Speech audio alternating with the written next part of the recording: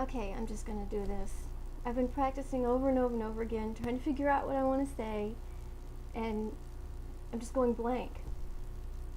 But this is so obvious. This is totally the next step in my whole blogging chain. This is just so perfect.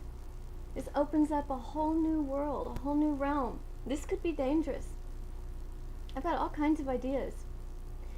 But instead of just rambling, I want to start this off right. And that's with just a little bit of poetry. Because don't we all love poetry so much?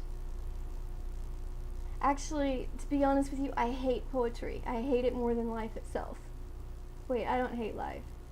But I hate poetry. I think it's because I know I'm full of it when I write poetry, so I assume everybody else who writes poetry is full of it too. And so I don't believe anything they're saying in the poems. It's like, because I remember being given assignments in high school, in creative writing class. Write a poem about this, write a poem about that. So I found myself constructing rhymes and rhythm and all this junk just to put it together for a good grade, when really I didn't care about what I was writing. So, long story short, when I read a poem, I wonder, does this person really mean these things?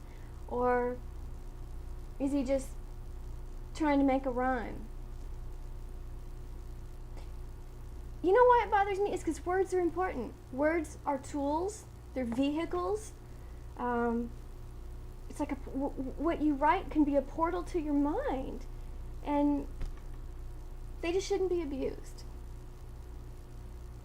You should just speak truth. And I won't go off on that subject. But anyway, I just wanted to share a little poem I wrote with you today. And it's, never mind, I'll just read it to you, okay? Okay. I have my little cheat sheet here. I typed it up. This is called I Ain't Your Jedi.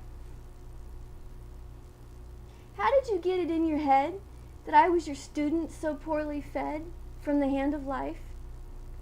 How did you get it in your noggin? My mind needed clearing from the foggin. Is your knowledge my morning sun? Wherever did you get the notion that in order to set romance into motion, I need a mentor, a teacher, a guide? I have an idea. How about you go lead a Boy Scout troop or two, or go teach at your local YMCA?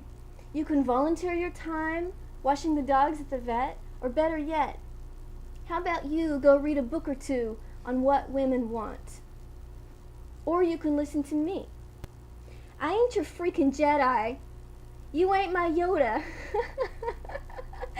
You no wise monk sitting in a pagoda.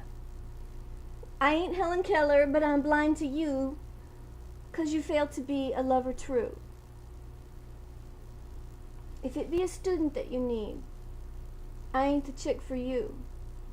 You can guide and you can lead, but stay the hell away from my brain. This is mine. That's the end of the poem.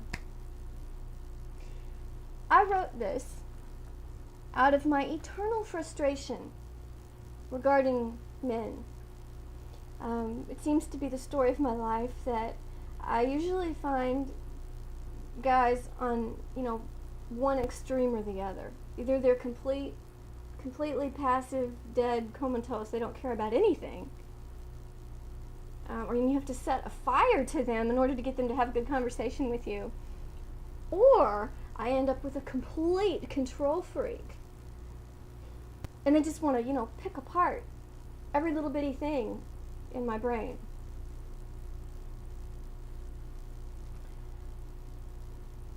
I'm seriously beginning to question if I really need a partner on this planet. I'm beginning to wonder if one of the best contributions I could give to the world is just to stay away from the guys, because I know I'm no walk in the park, and I don't know what kind of guy it would take to be a good match for me. So I think I'm sort of ready to give that all up, even though I spent like the last year blogging about my misery and not being able to find the right one. You know what, just scratch all that. Just scratch that. I think I'm getting just a few steps closer to finding my own peace. And having had the luxury of being able to come out here to my mom's apartment when I got sick, the luxury to just unravel and just let everything come out of me and just tell my story, empty it all out, get all that frustration out. I think that's what I really needed. And it's so ironic that it's almost like when I came out here, my brain was sick. I was so weighed down by the burdens of my life that my brain was sick. And all that writing was like my medicine, and it just cleansed it. It's like my brain is clear now, but now my body's getting sick. The West Nile stuff comes and goes. It attacks me with no warning. I can be just fine for several weeks, and then I wake up and it's back. But I don't want to get into all that right now. But what I'm saying is, it's just frustrating because I have a clear mind now, but my body's trying to fall apart. So really, there's always something. There's always something on this planet that you have to go through at any given point in time. That's not a very wise thing to say because you already know that. How'd I get on this topic? I said I wasn't going to ramble. I guess that's all for today. Thank you for joining me. I think this is going to be a whole lot of fun, for me at least.